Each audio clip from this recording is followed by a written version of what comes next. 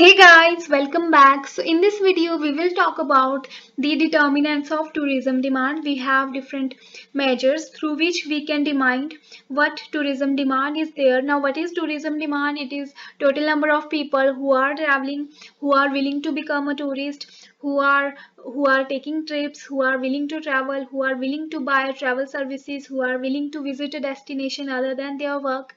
So that is tourism demand. Tourism demand is basically the generating reason, okay, number of people who are traveling. Now to decide, to understand, or to, we can say, to determine what tourism demand is there in XYZ place, we have different measures that we are going to discuss in this video. These are travel frequency, net travel propensity, gross travel propensity, and CPGI, country potential generation index, that we are going to discuss in this video. We have first travel propensity. It is basically the percentages. We find out percentage of people who are traveling in a country, percentage of people who are taking trips, so that is net travel propensity.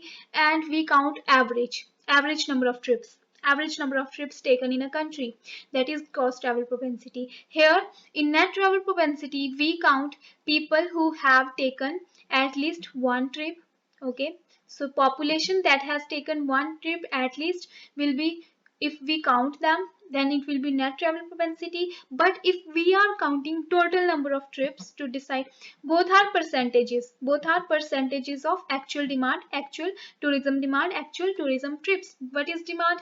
Travel trips, tourism, tourists, they are the demand. Now when we are talking about at least one trip taken by people, we are counting population, then we are talking about net travel propensity. When we are taking average number of trips, so we are counting here total number of trips, then that is gross travel propensity. And frequency is how frequently people of a country are traveling, okay. So this is ratio of gross travel propensity, that is average number of trips, to net travel propensity, that is percentage of population that has taken trip, okay.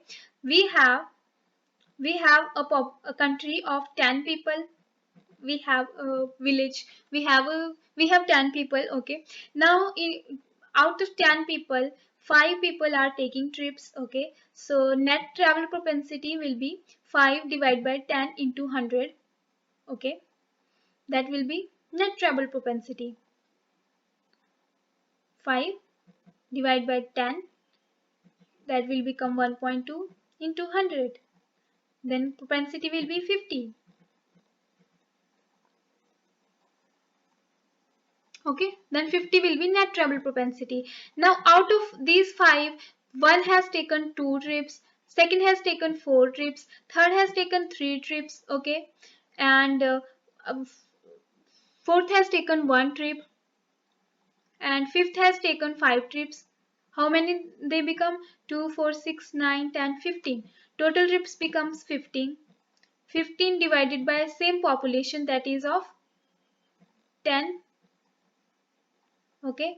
Then it becomes into 100, into 100, then it becomes 150. 150, that is gross travel propensity, okay. So gross travel propensity, we count, what we count? Average number of trips. Here we were counting average number of trips. 5 people have taken 15 trips, and we are calculating gross travel propensity, that becomes 150. Net travel propensity, we are only taking 5 people who have taken trip, at least one trip. So 5 divided by 10 into 100, 50 will be net travel propensity, and gross travel propensity will be 150. 150 average trips taken by 50. 50 travel propensity. Now if we divide 150 to 50, that is ratio of gross travel propensity to net travel propensity, that will be your travel frequency, that is 3. 150 divided by 50, that is 3, that is travel frequency. 3 people, 3, the frequency of people traveling is 3. One person that is traveling for 3 times, that is the travel frequency. So that is how we determine a demand of a region, of an area, of a country, through travel propensity, that is a percentage of people traveling, the average number of trips, and travel frequency, that is That is the ratio of gross travel propensity to net travel propensity. We have this scenario, okay? We have one picture. We have a country that is inhabited by 10 million people. Total population becomes 10 million. Now 3.1 million people have taken at least one trip. So total trips 3.1 trips by 3.1 million people. 1.5 million people have taken at least two trips. Sorry, not at least, they have taken two trips. These are actual numbers. 1.5 people have taken two trips, that becomes 3.0 million trips. Okay, 0.4 million people have taken three trips, that becomes 1.2 million trips. Okay, we multiply them. 0.2 million people have taken four trips, that becomes 8 million trips. 0.8 million trips. Okay, now here total number of trips are these trips are total number of trips. If we calculate them, it will be 8.1 million. Okay, 238, 3367 and 1. That is 8.1 million trip are total number of trips. And people at least one trip, total number of people who have taken at least one trip, trips. 0.2 million have taken four trips, these have taken three trips, this number has taken two trips, and they have taken one trip. Now all will be counting. We are counting at least one, now we will also count 2, 3, 4, 5, 6. We understand what is at least and at most. Okay, so we have at least one trip. 5.2 million people have taken at least one trip. We will calculate them, we will add them, we will sum these numbers. Now people who have taken four trips, people who have taken three trips, people have taken two trips, people who have taken only one trip, all will be counted in at least one trip. So these are 5.2.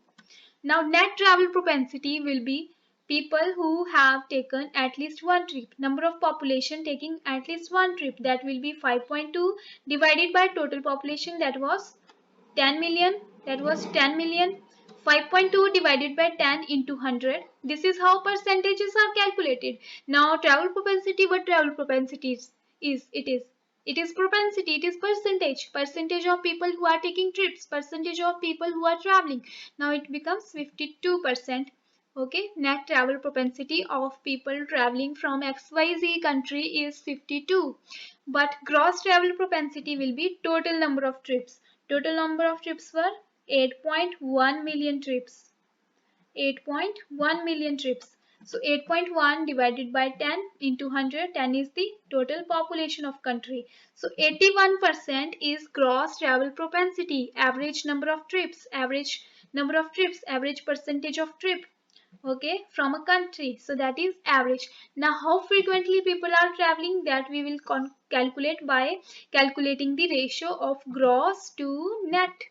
Gross travel propensity is 81 divided by net travel propensity is 52, that will become 1.55. So 1.55 times people are taking trips on an average, that is frequency. Frequency is 1.55, gross is total average, total number of trips divided by total population into 100. Net travel propensity is number of population taking at least one trip divided by total population into 100. That is net travel propensity, gross travel propensity and frequency. I hope you understand. Coming to CPGI, that is Country Potential Generation Index. This is an index. How an index is formed? We have different countries, their rankings according to their data, their stats. Rankings are formed. Okay, so then these are ranking based on the indexed. Okay, so now index, how we will calculate? We will calculate index by total percentage of trip, or we can say total ratio of trips taken by a country to ratio of population of a country to world. Population of country to world. Okay, we will divide trips, ratio of trips of a country to world, that is their total number of people who are taking trips in country, total number of people who are taking trips in world. So we are here, what is this ratio of total people in a country taking trips to people traveling in world. Okay, so this is ratio, number of people traveling in a country to number of people traveling in world, ratio of a country to world.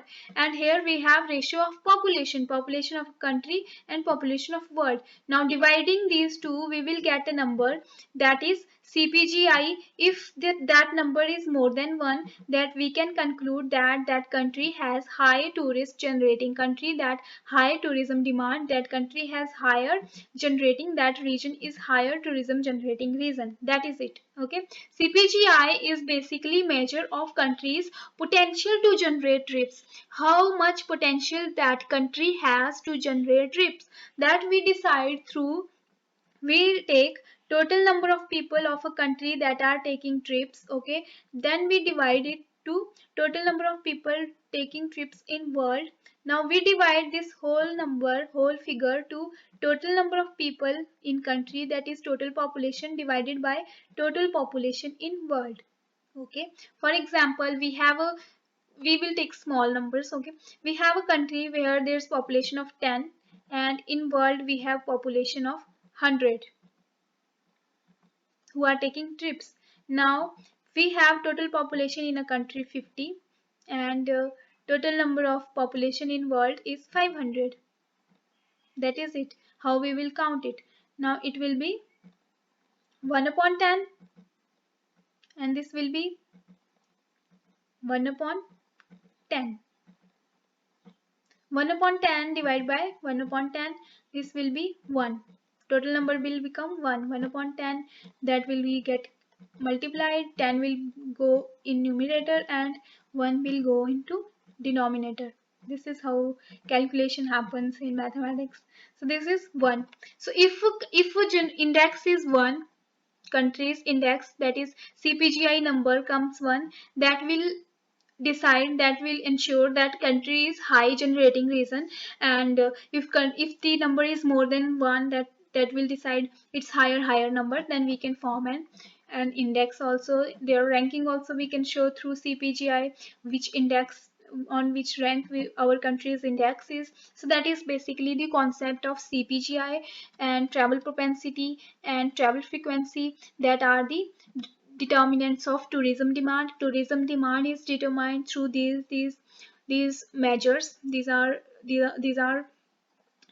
in economics. If we count total, if we determine how much demand is there in region, we decide that through propensity, through frequency, through CPGI. And there are often questions from in NET examination on propensity, on CPGI. Okay, if you are appearing in any competitive exam, in any admission in entrance exam for MTA, for masters in travel and tourism management, or for PhD, you will be asked question from this topic.